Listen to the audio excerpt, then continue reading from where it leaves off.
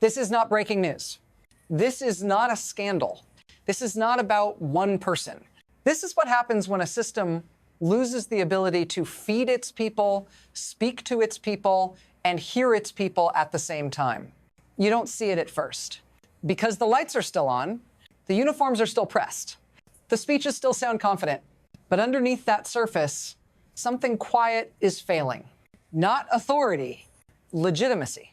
When prices rise faster than wages, when food becomes unstable, when connection itself is cut, power doesn't disappear. It compresses. And when it compresses, it becomes dangerous. What you are watching is not chaos. It is a narrowing corridor. Fewer options, fewer voices, less oxygen. If you think this is about a country far away, stay with me. Because systems fail the same way everywhere. And once this sequence starts, it does not slow down on its own. Watch closely, because the next step is never announced. Right now, the system is not being controlled by leaders or slogans or even ideology. It's being controlled by asterisk, asterisk constraints, asterisk, asterisk food, money, bandwidth. When inflation accelerates faster than explanations, the economy stops being an abstract concept and becomes a daily command. Eat less, wait longer, accept smaller, and when communication is cut, when the internet goes dark, when calls stop crossing borders, the system isn't collapsing. It's sealing itself. That's the mistake most people make. They assume shutdowns are weakness. They're not. They're triage. Because control today is not about persuasion. It's about asterisk, asterisk, who controls the flow of pressure, asterisk, asterisk, economic pressure, informational pressure, geopolitical pressure. And once pressure is trapped inside a closed system, it has only two options. It either dissipates slowly or it finds a fracture. What matters is not who speaks the loudest. It's who decides when the system can breathe again. And that decision hasn't been made yet.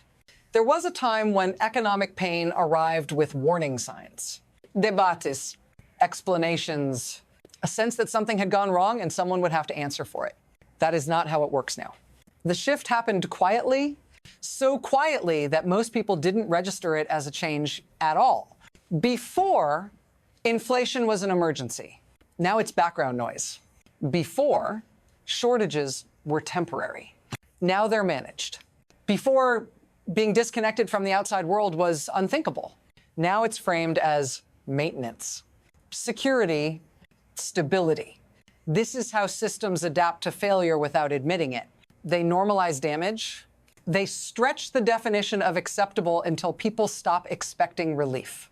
Slow change is the most dangerous kind because it teaches populations to self-censor their expectations, to plan smaller lives, to confuse endurance with safety.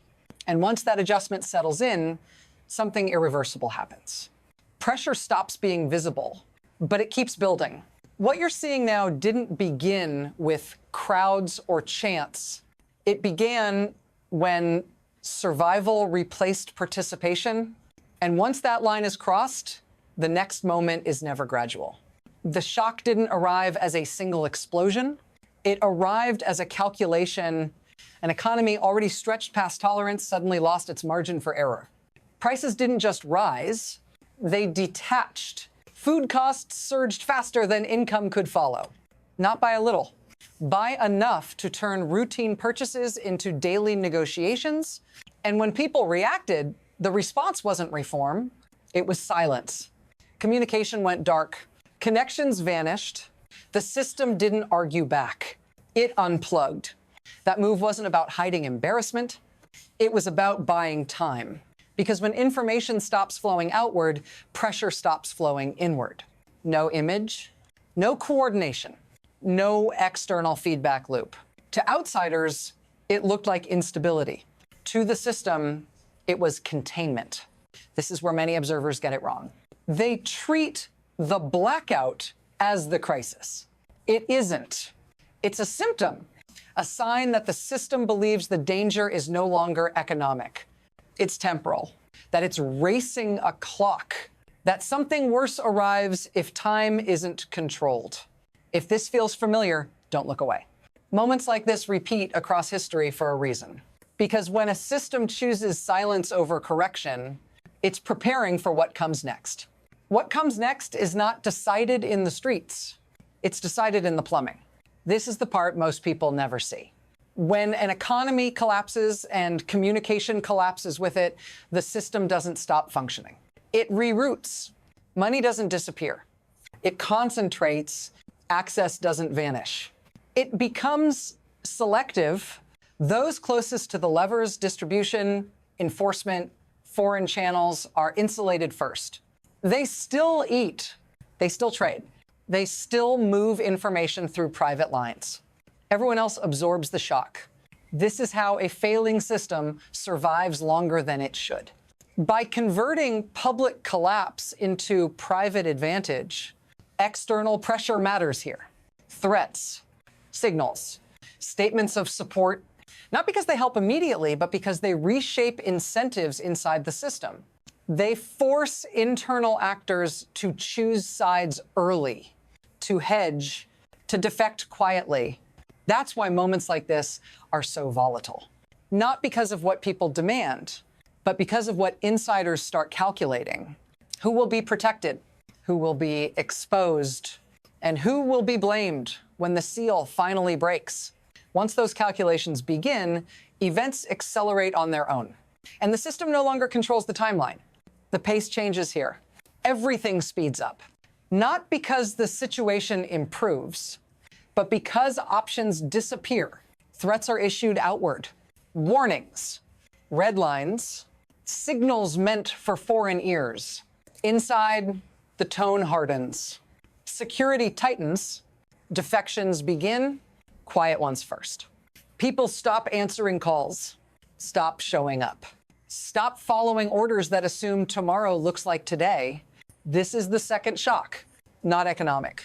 Not informational. Institutional. When a system senses it may not survive intact, it starts preparing narratives in advance. Who caused this? Who invited interference? Who betrayed whom? That's why escalation sounds irrational to outsiders. It isn't. It's insurance. If pressure explodes, blame must already have an address. And here's the dangerous part. Once external threats are introduced into an internal crisis, there is no clean separation anymore. Every internal move looks like collaboration. Every internal pause looks like weakness. The system becomes brittle, overreactive, prone to miscalculation. This is where history usually turns, not with a speech, but with a mistake. And mistakes compound faster than intentions ever could. This is the point where it reaches you, not as a headline, as a sensation. Because when systems fracture this way, the damage doesn't stay abstract. It shows up in ordinary decisions. What you buy, what you postpone, what you assume will still be there next month. You are told this is far away, that it's cultural, that it's political. But the mechanics are universal. When prices detach from wages, you feel it first as anxiety. Then, as adjustment, you buy less. You plan smaller. You stop expecting explanations. When information becomes unstable, you fill gaps yourself. With rumors, with fragments, with whatever travels fastest. That's how trust erodes without a single announcement. And here's the quiet truth. Systems like this don't just fail their own citizens. They teach everyone watching how much instability is survivable. That lesson travels. If this analysis matters to you, don't scroll past it. Stay with it. Because what's unfolding isn't about one country's future. It's a rehearsal. And rehearsals are how history gets comfortable repeating itself. We're not at the end yet. We're approaching the part where the consequences stop being contained. Stay with it. Question the next signal. Follow the pressure, not the rhetoric. Because the next phase won't announce itself. And by the time it's obvious, the window to intervene will already be gone. The story doesn't end here. It's only just tightening.